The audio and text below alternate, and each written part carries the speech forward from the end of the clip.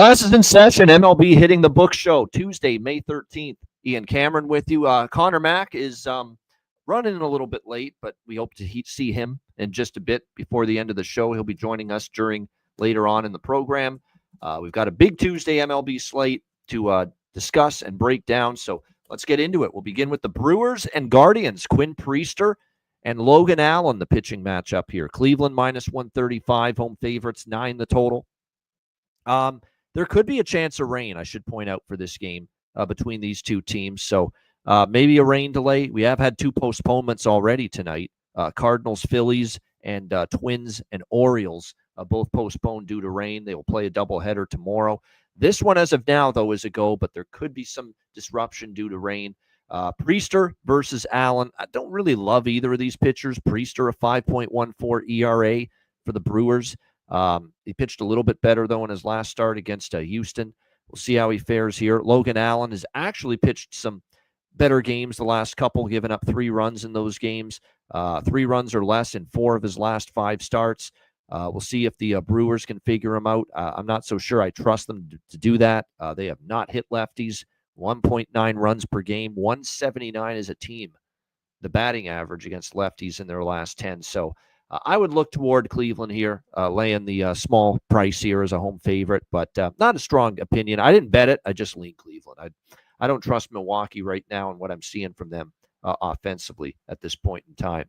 All right, let's move along here. Next up, we've got, as we continue along, Boston taking on Detroit. We've got Brian Bayo on the mound for the Red Sox, Tyler Holton for the Tigers. We've got Detroit minus 115 home favorites. The total here, 8.5 across the board. Tigers in the over for me here in this game. I like a little bit of both of those in this matchup. I do not trust what we're seeing from Bayo. You look at his numbers and the 2.05 ERA. He's got regression waiting to happen, this guy. He had 5 walks against Texas. He's very fortunate, Texas, not hitting the ball well this year. His xFIP and his all his advanced numbers, like his xFIP is like around 5. So it's like 3 runs higher than his ERA. So I think there's definitely some regression on the way for Bayo. That 2.05 ERA looks a little phony to me when it's all said and done. This Detroit team is playing really well, 7-3 in their last 10 games. They absolutely whipped the Red Sox 14-2 last night. I was on Detroit last night in that game as well. I like the way they're playing. I think they can get to Bayo a little bit. Red Sox bullpen hasn't been great. Meanwhile, you've got Holton on the mound here for the Detroit Tigers. We'll see how he fares. He has not had a starter role yet this year for them.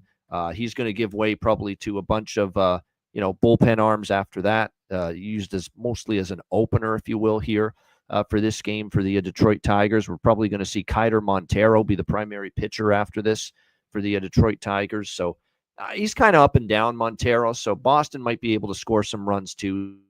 So I like over 8.5. But at this price, it's Detroit for me. In fact, I'd probably split it between the money line and the team total. Team total for the Tigers is only 3.5.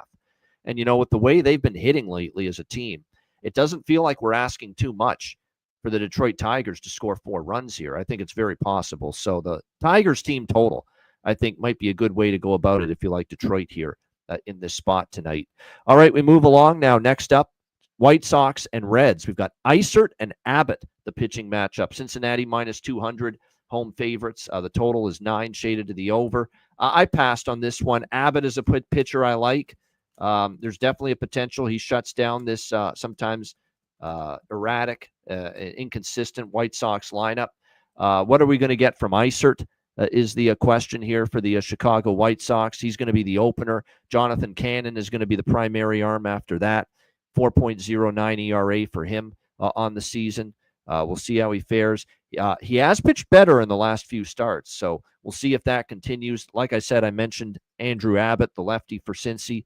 I like him. He's got a 2.25 ERA so far this season. He's been really strong. 1 bad start against Colorado, and really other than that, he's been great.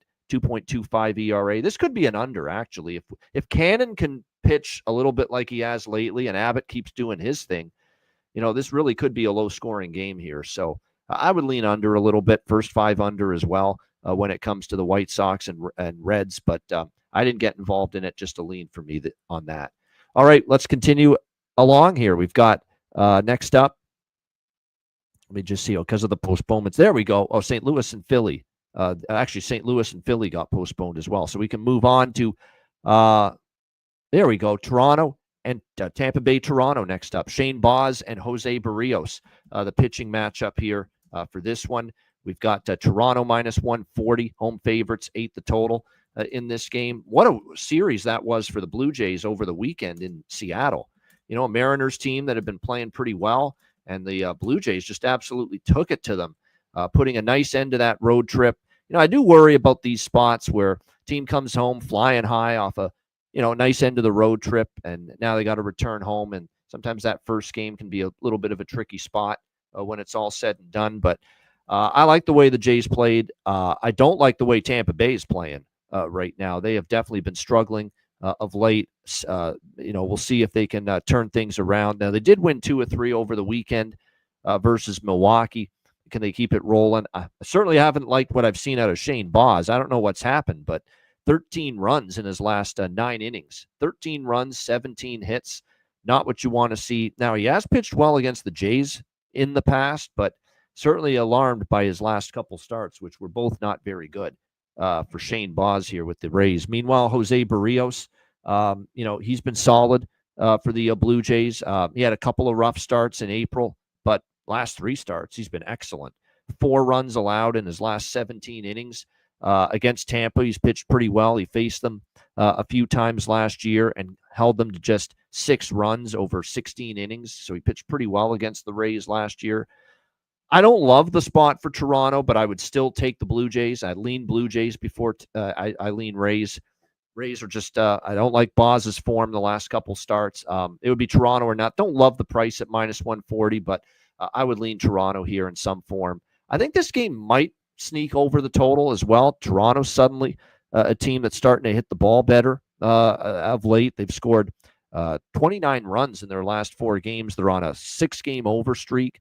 6 straight Toronto games have got, I beg your pardon, 8 straight Toronto Blue Jays games have gone over the total. So at 8, I'm going to take a shot with this over as well. Again, Baz has not pitched well the last 2 starts. Blue Jays are hitting. You know, the bullpen for Tampa in particular hasn't been good. So at 8, I feel we can get over that total tonight with the Rays and the Blue Jays. All right, we move along to Pittsburgh and the New York Mets. Mitch Keller, Kodai Senga, the pitching matchup. We've got the Mets minus 250 home favorites, 7.5 the total in this game. You know, one thing I'll say about the Pirates here is, you know, since Derek Shelton was removed as manager of this Pirates team, they've been a feisty team. They're 2-2, and the 2 losses were by 1 run against Atlanta, and then last night they lost a 4-3 decision to the Mets. But they've been in these games here the last couple that they've lost. So there's been a little bit of a, I don't want to say a spark, but they've been competitive since the change. I don't feel comfortable laying minus 250 here with the Mets. You know, I'm not a big fan of Mitch Keller. I don't really want to back him. He's given up 11 runs in his last 17 innings, which isn't great. The Pirates are 0-5 in his last 5 starts. That's also not great. So we'll see how he fares here tonight. Senga has just been really just consistent. You know what you're going to get. You're going to get usually 5-6 innings out of him, 2 runs or less. He's had 2 runs or less in 5 straight starts. So, yeah, it's a Mets or pass game for me. But, again, I don't love the value. Pittsburgh's been feisty here the last few games. So, maybe Pirates team total under. I think that's, if you're going to fade the Pirates here and not trust their bats against Senga, which I understand why you would feel that way, especially with Senga at Citi Field, who's been great. Maybe Pirates team total under. I could get behind that. I could get behind. I could sign off on that. Pirates team total under might be the way to go. Under 2.5. I know it's only 2.5, but you know, I really don't see them having a great chance to score more than 2 runs tonight. So the Pirates team total under could be something you look at here in this matchup. All right, let's move along. Next up, we've got Washington and Atlanta. Michael Soroka and Spencer Schwellenbach, the pitching matchup here.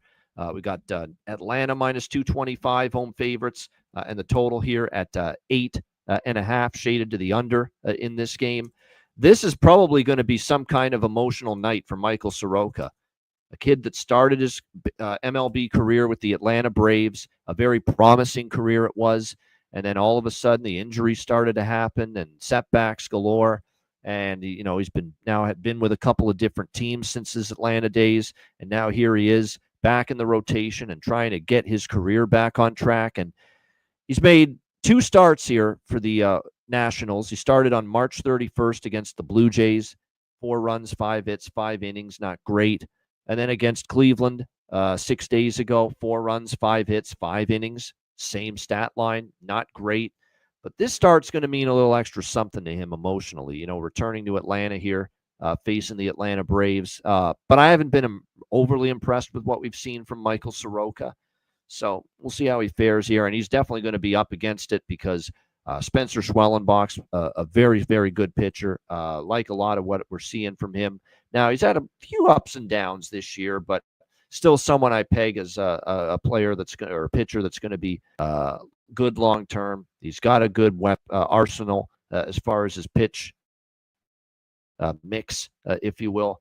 And I think when you look at this matchup here, certainly capable of pitching well here against the Nationals, who, as we've said, during this rough losing streak that they've been on. And I was bold yesterday on the show taking the Nats, and they got the game tied for me, but unfortunately they lost it in the bottom of the 9th inning in walk-off fashion. Still having trouble at the plate right now. Washington, during this 9-game losing streak, they have scored 3 runs or less in all but one of those 9 losses in a row. So Atlanta probably wins, but don't be surprised if Soroka rears back and finds something extra tonight, because I think this is a bit of an emotional night for him, making his return to Atlanta. Maybe the under here, 8.5, because I think Soroka is going to really try to dig in and play good. 3 straight unders for the Nats, 4 straight unders for the Braves. It's not like the Braves offense is just, rolling here the last few games either. So this could be an under. With the Nationals and the Braves here tonight, I would lean in that direction as far as the total. All right, we continue along. Next up, Marlins and Cubs. Balozzo here on the mound for the Marlins and Brown for the Cubs. Cubs minus 250, home favorites, 8 being the total here in this game.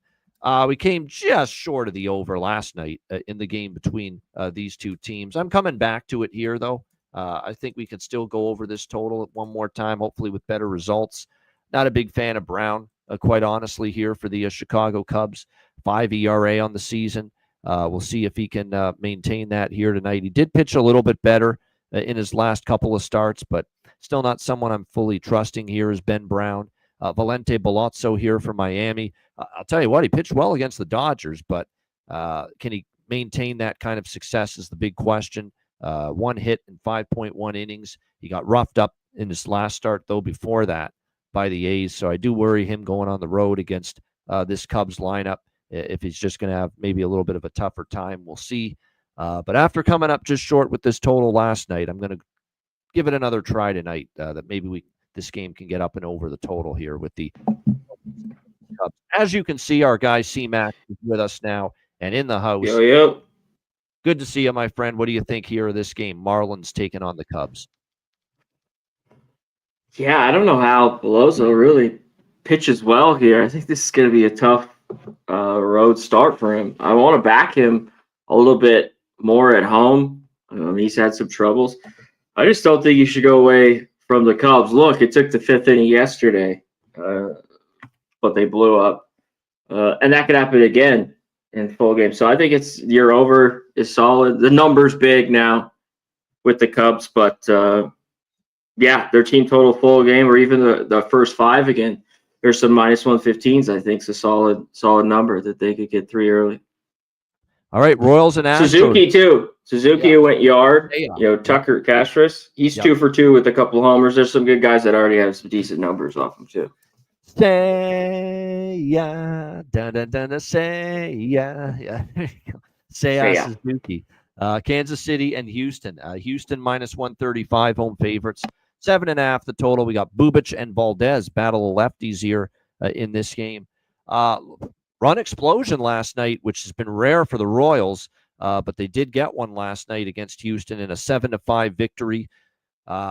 That's been the exception, though, not the rule of late. I would expect this could be low scoring. I would lean under here. I know it was high scoring last night, but Valdez has given up 2 runs or less 3 of his last 4 starts. He's pitched pretty well more often than not versus versus Kansas City.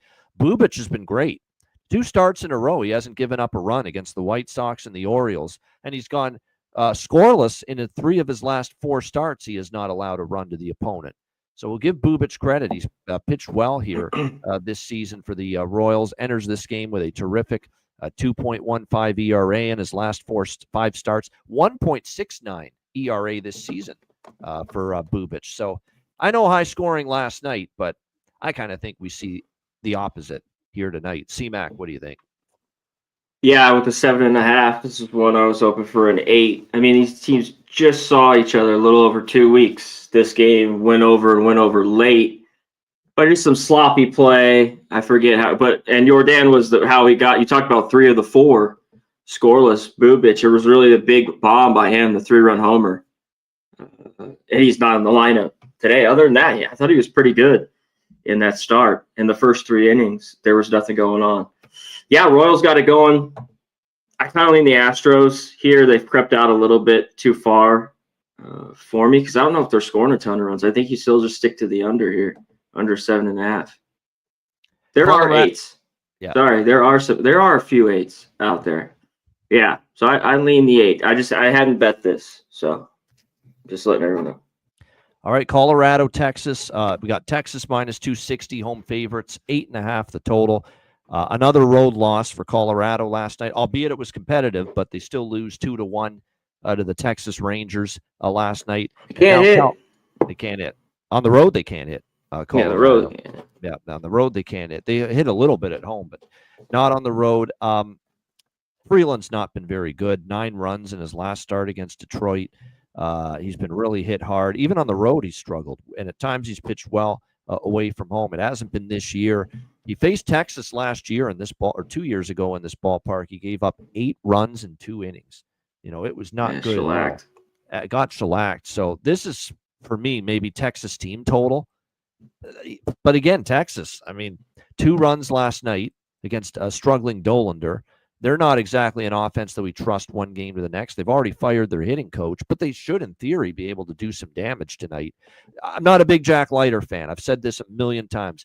They've been waiting for this guy to step up and get better. He's given up 10 runs in his last 9.2 innings.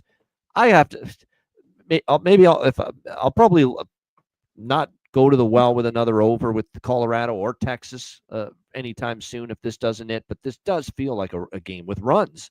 Leiter's in bad form. Freeland's in bad form. It's just, can these lineups finally hit below average pitching? And they don't always do that. But I think it's an over game. If you look at the pitching stats, neither of these guys can be counted upon. C-Mac, Colorado, Texas. Yeah, can Leiter get right? He was just a total fade last year when he got brought up late. I think we all kind of probably made some money off just fading him. He was awful. But I thought he'd be better. Obviously, he's this huge prospect. And with this family lineage, as I like to say. Yeah. And he came out well in these first few starts. I think I even backed him. Maybe I backed him at the under, because the Rangers have just been the under team. The number's crazy. I had him earlier. And then the Rockies still on the road. I think it was 5-14 to the under. So 2 just under squad. A dad and an uncle in baseball, Al Leiter and Mark Leiter, you'd get better. But yeah, it hasn't happened. Well, I think he's good. And then, so after those solid starts, it's kind of a back. He had a blister. He sat out a start or 2, and it just hasn't been the same. And you know what crept up in those first few starts wasn't the walks, and the walks have been back. Yep. And he's got strikeout stuff, but he's not striking out 9 a game or 10, So when you're walking 3 or 4 and only striking out 3 or 4, not good. The command's not there. But can the Rockies get to him? So it seems like a get right. I just got to stay off. I take the under. It's just dicey with these 2 pitchers. And Freeland, like you mentioned, has been just awful this year. this is a guy I want to take. Is he this fucking bad? Yeah. 0-5, 6-something ERA. This year, man, it's been a rough year. Yeah, it's been awful. There's some numbers too. Seager's out. He had some crazy numbers off, but there's a few others. Simeon, He's been doing a hit a homer the other day. They have some decent numbers off him, but will they get it done? That's the gigantic question. Yeah. All right, next up, we've got the Angels and Padres. Yoel Soriano for the Angels, Dylan Cease for the Padres. San Diego minus 220 home favorites, 7.5 the total here in this game. Soriano, it's becoming pretty clear when you watch him pitch. He can pitch okay at home, but he's been pretty rough on the road. A lot of these road starts have not been good. The Texas start, he got crushed. Minnesota start, he didn't pitch well on the road. Even his last home start against the Jays wasn't great. 3 runs, 8 hits, only lasted, 6 innings or 5 innings in that start. We'll see how Cease fares here in this game because Cease is one of those guys where when he's pitched, he's actually pitched very well on the road.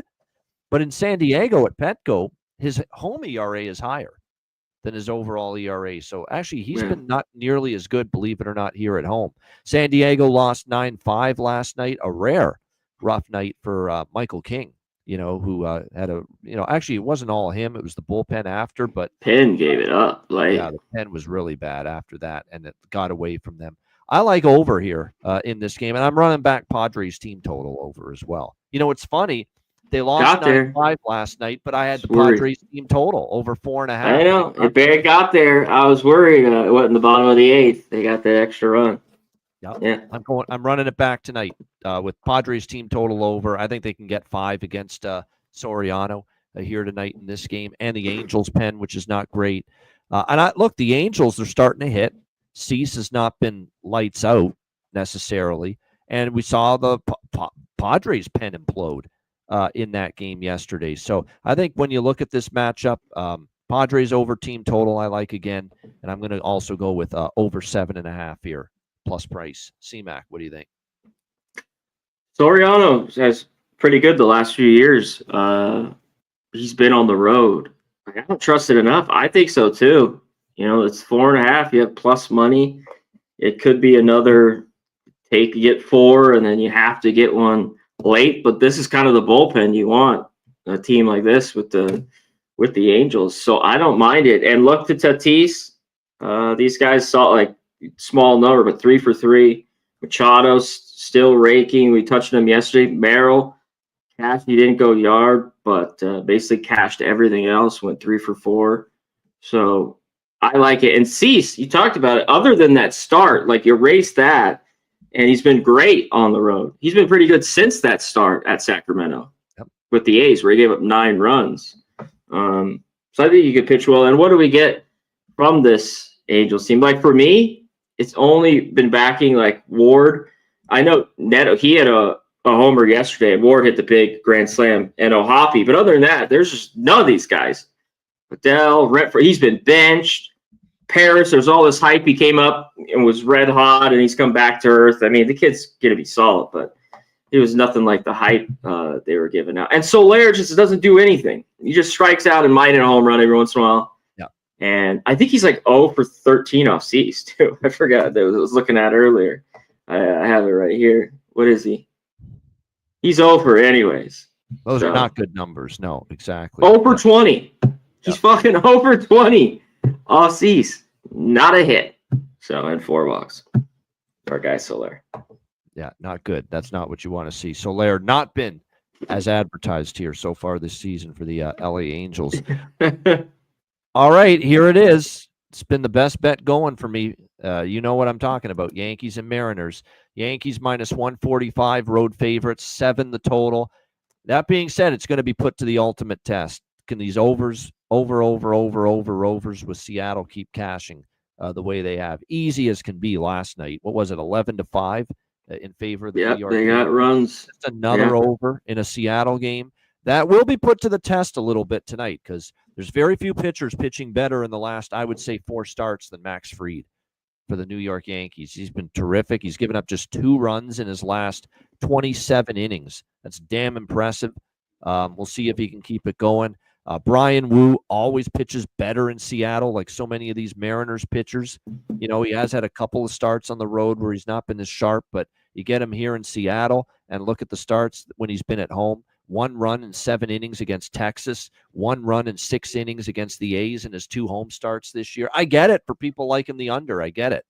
These two guys are lights out right now. Fried and Wu at home is very good, but I have to take over 7. I just have to. I mean, somehow, some way, I get it. The pitching could be maybe finally a 2-1, 3-1, 3-2 game with these two starters, but 7 with the Seattle Mariners is just still, to me, I think, too low. Maybe tonight's the night, but I've been riding it.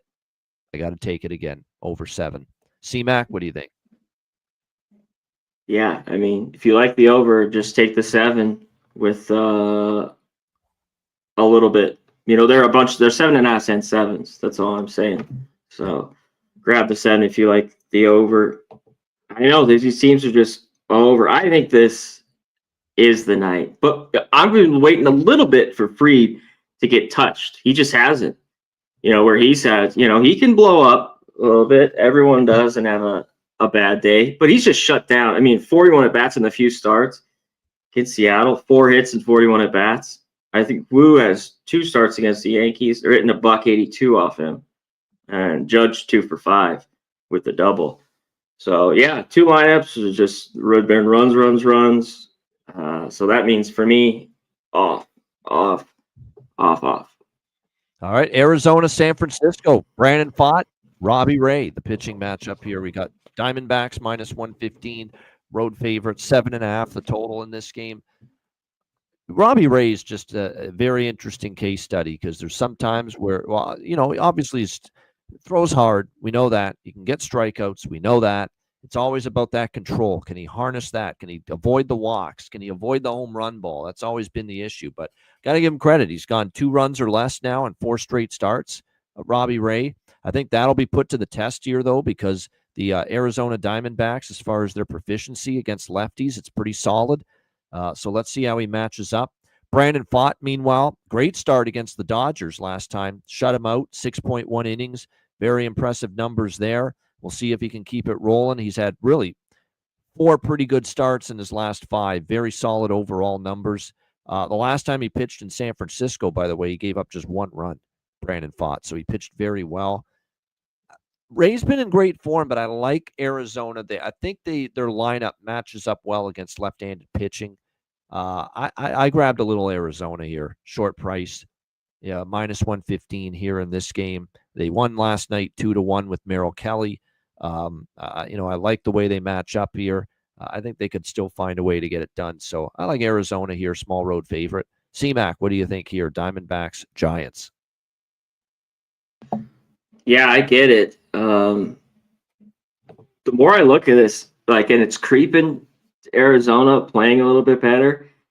And I like what Pfaadt's done. This is kind of the time I want to fade him on the road. It's worked out where he's been better at home. And early in his career, I just faded the shit out of it. It seemed to work all the time. And he's been good, though, this year. I don't really trust him. Giants need to get the bats going. I mean, 4 straight losses. They only get 1 run. I think they could get to 5. Robbie Ray is the guy I want to back at home.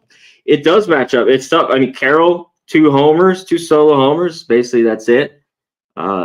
Yesterday with the runs, but it's enough. And the lineup, like you talked about, matched up. D-back's been, solid against lefties. Dropped a little bit, but still 13th in the league. So, but I like the Giants. I think there's some value here now. Plus 105. Team a little bit reeling. You got China, your guy on the mound here, and Robbie Ray. Walks are big with him. We know that he works out of it, but Robbie Ray, don't walk 3 in a row to start an inning. He can do that and kind of have an implode. But 5-0, sub-3 ERA. I kind of like the Giants here. All right, head-to-head, I like it. C-Mac liking the Giants, and I'm on the Diamondbacks here in this one. All right, our final game of this Tuesday slate, Athletics and the LA Dodgers. Dodgers minus 200 home favorites, 9 the total. We got Landon Knack on the mound here for the Dodgers and Jeffrey Springs for the A's. I like the over here more than anything. Over 9, I think we can see runs. A's are starting to hit lately. If you look at the A's, even in the series against the Yankees over the weekend, starting to hit a little bit, and their pitching has kind of fallen off during this skid. I mean, the last 6 games, Oakland's given up 6 runs or more in all 6 games. It's not what you want to see out of your pitching staff, starters and bullpen combined. I don't trust Springs to neutralize the Dodgers fully. In this start, we'll see how it goes for him. Meanwhile, Landon Knack, the last 2 starts, had been solid. Miami was a good start, Colorado, but then he faced some pretty good lineups before that, better lineups, Washington, San Diego, and he struggled and gave up 9 runs in 6 innings in those 2 games. I want to point something out, though, too. While I like the over in this game, minus 200 is a big number for a guy like Knack who's got, marginal stuff. And look at this scheduling spot for the Dodgers. They had to play 3 consecutive series on the road, Atlanta, Miami, and Arizona. And they have been on the road now for almost 2 full weeks. That's a long time away from home. And now you're finally playing your first game back at Chavez Ravine at Dodger Stadium since April the 30th, when you've wrapped up a series again. They haven't played a home game in the month of May, the Dodgers, until tonight. So I think it's a tricky little spot. I wouldn't be against taking a shot with the A's tonight at this price, honestly. I just get the feeling that they're just a little overpriced with a mediocre option on the mound, coming off the very long road trip.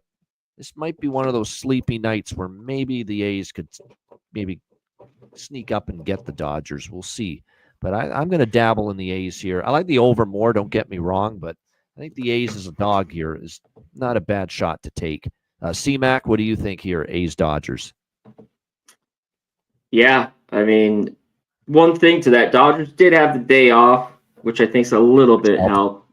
This would have been a bit more of a play, and it shows all the money's on the Dodgers and this line's shrinking down.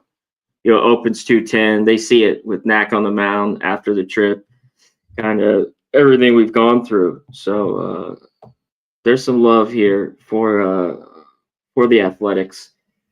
Can they get to Knack? I think so. The offense has been pretty good for the A's, but I think the Dodgers get to Springs. I like Springs a lot.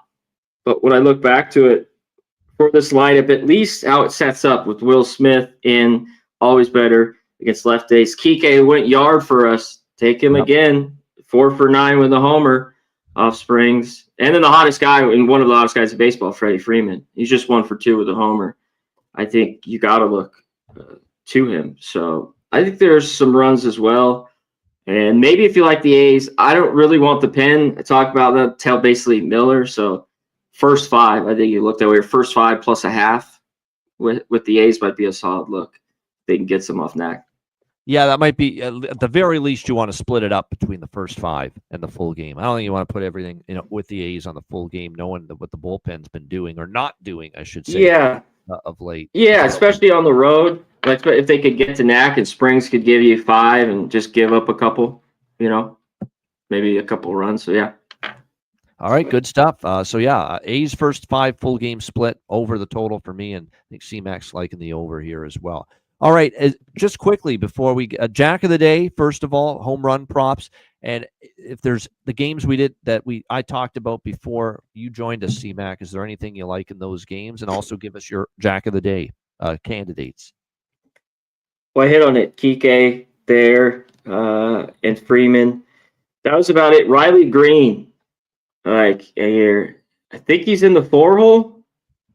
Double check. In this game, the wind's blowing in that, but I don't think it's that big a deal. And that we have a lot of rainouts, by the way. Minnesota, Baltimore, all these games, Philly. We'll see if Pittsburgh could go. But Riley Green, yeah, he's in the 4 hole. It's perked up. He kind of hit in a slump there, but 3 for 6 off Bayo. Bayo's been really good. And Tigers have scored a ton of runs yesterday. It's kind of like the fade. I think the Red Sox could be live, but 3 for 6 off him. I think there's value. The Jacks plus 600 for Riley Green. And one more guy, I kind of like the Rays today in a game we hit on earlier. They're plus 120. They just kind of have beat up on the Blue Jays, who are riding high. You know what I mean? Do they continue? This is a weird spot. I think the Blue Jays win big or they lose again, like something like 4-2 or 5-2 in a classic spot for them. Aranda. I like Diaz. He has good numbers, but Aranda, this guy's just finally hit. He's hitting. A guy with unbelievable numbers in the minors, the man, Jonathan Aranda. And now here in this spot, he's 4 for 8 with 2 homers as well. Plus 190 is Ribby, but plus 500. Jonathan Aranda, race. Jack, plus 500. Couple of A's home run props, believe it or not, that I like. Yeah, look to their side. Yeah, same thing. There's a few. Yeah. I think they could get to Knack. Brent Rooker, and how about our guy, the catcher there? What's that Sia song from years ago? Chandelier. I want to swing like Shea Langoliers, like Shea Langoliers. Wow. Shea Langoliers. Yeah. Langoliers. Shea Langoliers. Right. Yep. I think he might go yard there in that game as well. He doesn't match up too badly against Knack. Hey, he's a guy that walks or hits homers or strikes out. He's not much of an average guy at all anymore.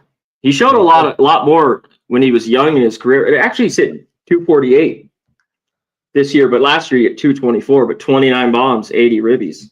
Guy's got Jack. Shea Langoliers. Shea Langoliers. Wow, that's on the regular list now. That was like a pop hit for Sia like 10 years ago or whatever it was. But yeah, that's that song is over 10 years old. Yeah, it is. Yeah, it tells you that the years just keep on marching on when you see that, no doubt. All right, best bet, C-Mac. It's that time. What do you got here for best bet tonight? I can't believe you say Langolier. All right, okay. Let's get to it here. I think this game goes a lot of. I think there's some rain, but I think it stays on. I like the under, but I'm going to stick to it here. Andrew Abbott. The White Sox are 29th against lefties. Their team totals 3.5. I got the under minus 105. I'll dare this White Sox team with Abbott on the mound. They can't hit lefties to score 4 runs. Best bet: White Sox under 3.5. I like it. I made a case for the full game under because I hit Abbott and. I think maybe even the White Sox, Cannon's pitched a little bit better lately, that maybe the Reds won't light it up. I just saw the juice a little bit. That was kind of low. They got to score 4. That's why I took. But yeah, the full game. Well. Good stuff. All right, my best bet here for this card, I'm going to go right back to that last game. A's-Dodgers, give me over 9. I think we go over the total there with the A's and the Dodgers. That's going to be my best bet here for this Tuesday MLB slate. Shout out to the chat. Gerald Jones, Oldie, Red Beard, Daryl Benton. We appreciate all of you in the chat. Nick Alvento, of course, in there as always. Daniel Abuna as well. Jorge Herrera. We appreciate everyone. Hit the like button. And we're back tomorrow, once again on Wednesday, same time, 5 p.m. Eastern, 2 p.m. Pacific, for another edition of the MLB Hitting the Books show. We got a mix of day and night games, but we will be here with you for the night games at the same time. Good stuff. That's a wrap for Connor Mack. I'm Ian Cameron. Have a great Tuesday night. Enjoy the games and good luck. And we will be back with you tomorrow on Wednesday, 5 p.m. Eastern, 2 p.m. Pacific, for another edition of the MLB Hitting the Books show. Until then, class dismissed. Peace.